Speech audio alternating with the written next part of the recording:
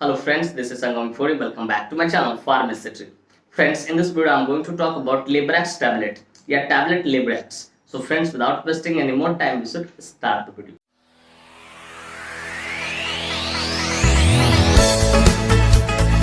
Video सिर्फ जानकारी के उद्देश्य से बनाई जाए। इस वीडियो को देखने के बाद कोई भी मेडिसिन आप खुद से इस्तेमाल ना करें, कतई सेल्फ मेडिकेशन ना करें। Friends, actually don't support self medication at all. So before taking or using any medicine, you must consult your doctor. कोई भी दवा लेने से पहले या इस्तेमाल करने से पहले आप अपने डॉक्टर से एक बार जरूर कंसल्ट करें। तो फ्रेंड्स, चलिए वीडियो की शुरुआत करते हैं। फ्रेंड्स, आज का हमारा टॉपिक है Librax tablet. Friends, Librax tablet बहुत ही शानदार, बहुत ही प्रचलित एनआरएक्स मतलब नार्कोटिक्स मेडिसिन है, जिसका इस्तेमाल एब्डोमिनल से रिलेटेड प्रॉब्लम को ठीक करने के लिए कहता है कि आपके पेट से रिलेटेड कोई प्रॉब्लम हो तो उसको ठीक करने के लिए इस मेडिसिन का इस्तेमाल किया जाता है। फ्रेंड्स, थोड़ा देर पहले मैंने अपनी स्पीच में बोला कि यह क्या है, एनआरएक्स मेडिसिन। एनआरएक्स कहने का अर्थ नार्कोटिक्स, मतलब नार्कोटिक्स को ही शॉर्ट में हम बोलते हैं एनआरएक्स बोलते हैं। फ्रेंड्स, जैसे ही आप इस मेडिसिन को खरीदेंगे तो इसके बॉक्स के सबसे ऊपर वाला जो हिस्सा होगा वहां देखिए एनआरएक्स लिखा रहेगा। इसका अर्थ यह होता है कि इस मेडिसिन को खरीदने के लिए 110% आपको डॉक्टर की पर्चे की जरूरत होगी, क्योंकि ये मेडिसिन सिडेटिक इफेक्ट देता है, ठीक है, जिसके कारण इसे खरीदने के लिए डॉक्टर के पर्चे का होना परम आवश्यक है। तो फ्रेंड्स, मैं उम्मीद करता हूं ये बातें आपको अच्छे से समझ में आ गया। फ्रेंड्स, यह मेडिसिन गैस्ट्रोइंटेस्टाइनल एजेंट कैटेगरी तथा एंटी एंजाइटी कैटेगरी से बिलोंग करता है। अब जाहिर सी बात, हमने इस दो टर्म का इस्तेमाल किया है तो मेरे व्यूअर्स जानना चाहेंगे, पूछना चाहेंगे, sir what is the exact meaning gastrointestinal agent category और एंटी एंजाइटी कैटेगरी। तो डियर व्यूअर्स, मैं कोशिश करूंगा सिंपल से सिंपल, सरल से सरल शब्दों में समझाऊं ताकि आप यहां से अच्छी नॉलेज गेन कर सके और उसका इस्तेमाल कर सके। तो dear viewers, gastrointestinal agent category कहने का अर्थ होता है कि कोई भी वैसा मेडिसिन, चाहे वो टैबलेट फॉर्म में हो, चाहे वो सिरप फॉर्म में हो, चाहे वो कैप्सूल फॉर्म में हो, चाहे इंजेक्शन फॉर्म में हो, किसी भी फॉर्म में हो, वो कहने की हाइपर एसिडिटी को, गैस फॉर्मेशन को रिड्यूस करने का काम करेगा। चाहे पेट से रिलेटेड जो कोई भी दर्द होगा, ठीक है, तो उसको ठीक करने का काम करेगा। वैसे सारे मेडिसिन को हम लोग गैस्ट्रोइंटेस्टाइनल एजेंट कैटेगरी का मेडिसिन बोलते हैं। और डियर व्यूअर्स, मैंने इसमें बोला कि एंटी एंजाइटी कैटेगरी का भी मेडिसिन है। इसका कारण मैं बता रहा हूं, इसके अंदर दो मॉलिक्यूल्स हैं, इसके अंदर क्लोरडाइजेपॉक्साइड भी पाता है, इसलिए इसको एंटी एंजाइटी कैटेगरी का भी मेडिसिन कह सकते हैं।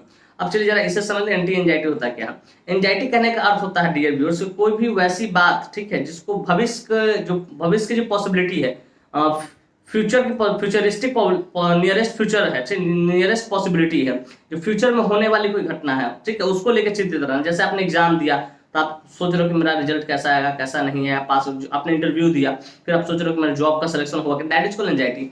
मतलब जो नियरेस्ट फ्यूचर, ठीक है, से रिलेटेड कोई बात हो, उसको लेके आप कहीं ना कहीं परेशान हो रहे हो तो उसको एंजाइटी बोलते हैं, ठीक है। तो उसको भी ठीक करने के लिए इस मेडिसिन का इस्तेमाल किया था। और वैसे सारे मेडिसिन जो एंजाइटी को ठीक करता है उससे हम लोग क्या बोलते हैं, एंटी एंजाइटी कैटेगरी का मेडिसिन बोलते हैं। डियर व्यूअर्स, मैं उम्मीद करता हूं कि ये बातें आपको अच्छे से समझ में आ गया। फ्रेंड्स, चलिए बात करना चाहें कौन सी कंपनी इसको मैन्युफैक्चर करती है, क्या इसके अंदर मॉलिक्यूल्स पाए जाते हैं, क्या इसके यूसेज होते हैं, क्या इसके कंट्राइंडिकेशन होते हैं, क्या इसके साइड इफेक्ट होते हैं, क्या इसके मोड ऑफ एक्शन होते हैं और क्या इसके डोज होते हैं। इन सारी बातों को हम लोग समझेंगे इस वीडियो में बहुत डिटेल से। Friends, I will make you understand each and everything in a very simple way. Friends, मैं यहाँ पर हर एक चीजों को बहुत शानदार तरीके से और बहुत सस्ता तरीके से आपको समझाऊंगा। तो friends, first of all I would like to talk about which company manufactures it. Friends, चलिए सबसे पहले हम लोग ये बात करना चाहेंगे कौन सी कंपनी इस मेडिसिन को मैन्युफैक्चर करती है। तो फ्रेंड्स, इस मेडिसिन को अबॉट फार्मास्यूटिकल इंडस्ट्री द्वारा मैन्युफैक्चर किया था, जो कि अपने आप में काफी प्रसिद्ध, काफी प्रचलित, काफी हाईली रेपुटेड फार्मास्यूटिकल इंडस्ट्री है। Friends, this medicine is basically manufactured by Abbott pharmaceutical industry. Friends, इसके एक स्ट्रिप में 5 नहीं, 10 नहीं, 15 नहीं, पूरे 20 टैबलेट्स होते हैं, जिसकी कीमत मार्केट में लगभग 180 रुपए से लेकर 190 रुपए के आसपास होती है और उतने में अवेलेबल हो जाती है। फ्रेंड्स, मैं यहाँ पे एस्टिमेटेड प्राइस बता रहा, एग्जैक्ट प्राइस नहीं बता रहा हूँ, अपना खुद देख लेना, क्योंकि प्राइस हमेशा टाइम टू टाइम वेरी करते रहता है, बदलते रहता है। तो डियर व्यूअर्स, मैं उम्मीद करता हूँ कि ये बातें आपको अच्छे से समझ में आ गई है कि कौन सी कंपनी इसको मैन्युफैक्चर करती है और इसके एक स्ट्रिप में कितने टैबलेट्स आते हैं और क्या उसका एस्टिमेटेड प्राइस होता है। फ्रेंड्स, नेक्स्ट हम लोग बात करना चाहेंगे इसके मॉलिक्यूल्स के बारे में कि which molecule is basically found in this medicine, कि बेसिकली जो मेडिसिन आप देखते हैं, ठीक है, लिब्रैक्स के अंदर कौन सा मॉलिक्यूल्स पाते हैं। तो फ्रेंड्स, बेसिकली इसके अंदर 2 मॉलिक्यूल्स पाते हैं और दोनों अलग अलग अमाउंट में पाए जाते हैं। नंबर 1 है क्लोरडाइजेपॉक्साइड।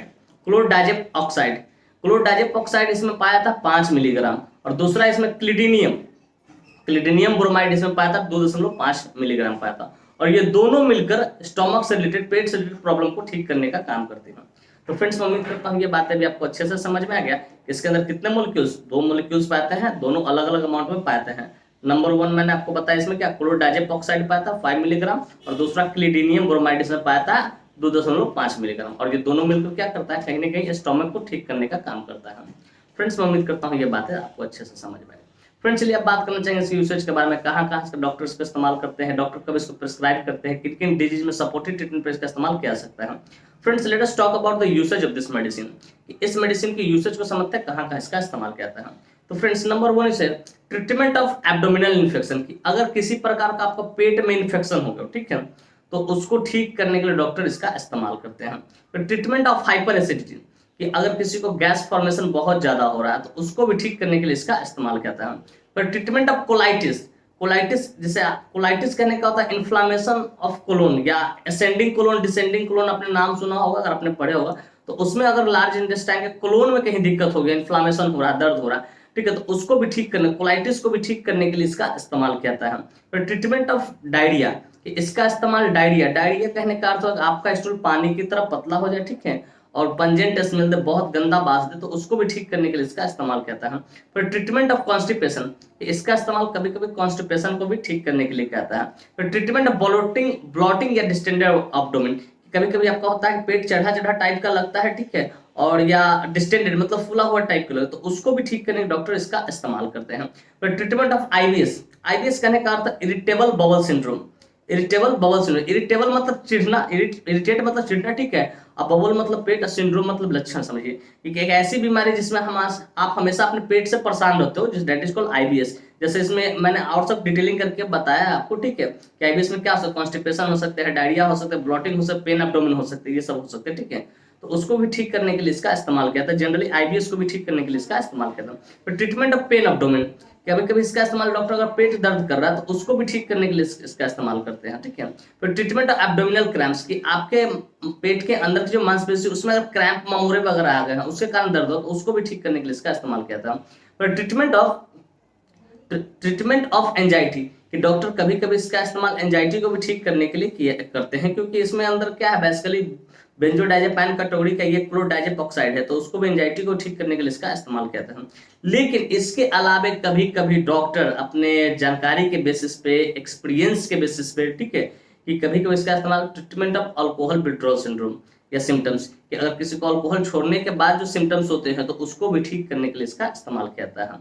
तो फ्रेंड्स बेसिकली इतने सारे जगहों पे इसका इस्तेमाल किया जाता है, लेकिन जनरली जो मैं बता रहा हूँ आपको कि इसका इस्तेमाल आईबीएस को ही ठीक करने के लिए किया जाता है, और एंजाइटी, आईबीएस करके पेट से रिलेटेड प्रॉब्लम, पेट से रिलेटेड प्रॉब्लम क्या हो सकता है, कॉन्स्टिपेशन हो सकता है, डायरिया हो सकता है, हाइपर एसिडिटी हो सकता है, डाइजेस्टिव सिस्टम डिसऑर्डर हो सकता है, ब्लॉटिंग हो सकता है, डिस्टेंडेड एब्डोमेन हो सकता है, एब्डोमिनल पेन हो सकता है, एब्डोमिनल क्रैम्प हो सकता है, ये सब कहीं ना कहीं जो सिम्टम्स है कहीं ना कहीं रिलेटेड है कहाँ, आईबीएस से, ठीक है, कोलाइटिस हो सकता है, ठीक है, ये सारी चीजें कहीं ना कहीं आईबीएस से रिलेटेड है, इतना समझिए आपको। लेकिन मैंने डिटेलिंग करके इसलिए बताया ताकि आप अच्छी नॉलेज यहाँ से गेन कर सको कहाँ कहाँ इसका इस्तेमाल किया जाता है।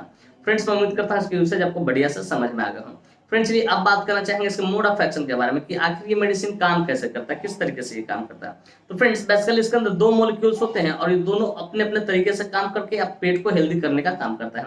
नंबर 1 इसमें है क्लोरडाइजेप ऑक्साइड, एक जो कि एक बेंजोडाइजेपाइन कैटेगरी का होता है, ठीक है, ये क्या करता है, this medicine increase the action of chemical messenger गावा, ये केमिकल मैसेंजर गावा होता है, उसके एक्शन को क्या करता है, इंक्रीज करता है, बढ़ा देता है, which suppresses the excessive and abnormal activity in the nerve cell in the brain, nerve cell of in the brain, ये हमारा जो ब्रेन का जो नर्व सेल होता है उसका एक्सेसिव एक्टिविटी को क्या करता है, कंट्रोल करता है, शांत कर देता है।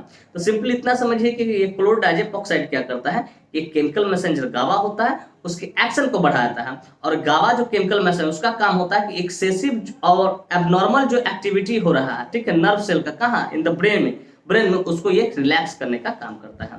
दूसरा इसमें क्लिडिनियम ब्रोमाइड, ये क्या करता है, एंटी स्पाज्मोटिक प्रॉपर्टीज रखता है अपने आप में, ये करता है रिलैक्सेस द स्मूथ मसल, कि आपके पेट के अंदर जो स्मूथ मसल है, जैसे किडनी होगा, लीवर होगा, ठीक है, ब्लैडर होगा, यूरेटर, सब के अंदर कहीं भी दर्द हो रहा है तो उसको रिलैक्स करने का काम करेगा, दर्द को ठीक करने का काम करेगा। तो फ्रेंड्स ये दोनों मिलकर इस तरीके से काम करता है। फ्रेंड्स मैं उम्मीद करता हूँ इसको मोड ऑफ एक्शन आपको बढ़िया से समझ में आएगा। फ्रेंड्स चलिए बात करना चाहिए कंट्राइंडिकेशन के बारे में। Friends, without knowing contraindication, we should never ever administer any drug, any medicine to anyone.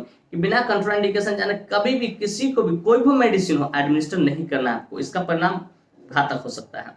तो फ्रेंड्स नंबर 1 कंट्राइंडिकेशन है प्रेग्नेंट लेडी, कि अगर कोई लेडी प्रेग्नेंट है, माँ बनने वाली इन द फैमिली वे में है, उसको आपको नहीं देना है।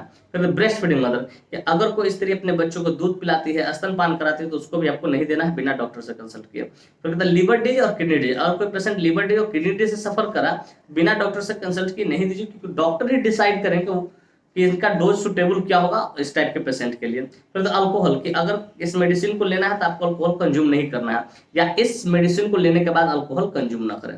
तो फ्रेंड्स ये कुछ इसके कंट्राइंडिकेशन थे। इस तरह कोई भी कंट्राइंडिकेशन का हिस्ट्री मिले उस पेशेंट का आपको नहीं देना है। फ्रेंड्स मैं उम्मीद करता हूँ इसका कंट्राइंडिकेशन भी आपको समझ में आ गया। फ्रेंड्स चलिए अब बात करना चाहेंगे साइड इफेक्ट्स के बारे में। फ्रेंड्स जितने भी एलोपैथिक मेडिसिन होते हैं उसका कुछ ना कुछ तो साइड इफेक्ट देखने को मिलता है, ठीक उसी प्रकार इसका भी कुछ साइड इफेक्ट है जो कि इस प्रकार है। नंबर 1 है ड्राई माउथ, आपका मुंह सूखेगा। फिर कहते हैं ब्लड विजन, आपकी जो आंखें हैं उससे धुंधली दिखाई देगा, क्लियर नहीं दिखाई देगा।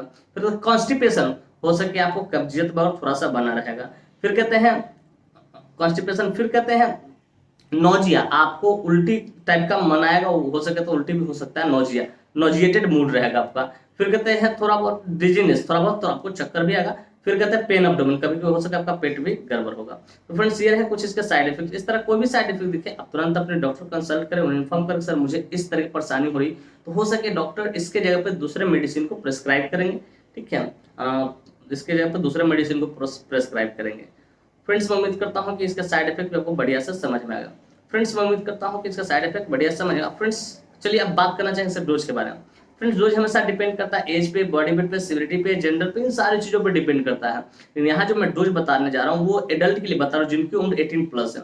1 इंटू BD, एक गोली सुबह एक गोली शाम आपको लेना होता है। तो फ्रेंड्स मैं उम्मीद करता हूँ इसको डोज पे आपको बढ़िया से समझ में आएगा। फ्रेंड्स मैं उम्मीद करता हूँ कि ये बातें स्पष्ट तरीके से आपको समझ में आ गए हो कि लिब्रेक्स टैबलेट क्या होता है, कौन सी कंपनी इसको मैन्युफैक्चर करती है, क्या इसके अंदर मॉलिक्यूल्स पाए जाते हैं, क्या इसके यूसेज होते हैं, क्या इसके कंट्राइंडिकेशन, क्या इसके साइड इफेक्ट होते हैं, क्या इसके डोज होते हैं और क्या इसके मोड ऑफ एक्शन होते हैं। और साथ में ये भी उम्मीद करता हूँ कि मेरी यह वीडियो काफी इंफॉर्मेटिव, काफी इंटरेस्टिंग, काफी जबरदस्त लगी होगी आपको, और मेरे इस वीडियो से आप लोगों को बहुत कुछ सीखने को मिला हो। फ्रेंड्स वाकई में मेरी वीडियो इन्फॉर्मेटिव इंटरेस्टिंग लगी हो। Friends if you find this video informative interesting, hit the like button, subscribe my channel and don't forget to share it with your medical friends and common friends. Thank you for watching this video. Bye bye, take care। फिर मिलते हैं next video में, तब तक स्वस्थ रहिए, मस्त रहिए, ख्याल रखिए अपना और अपने परिवार का। थैंक यू, धन्यवाद।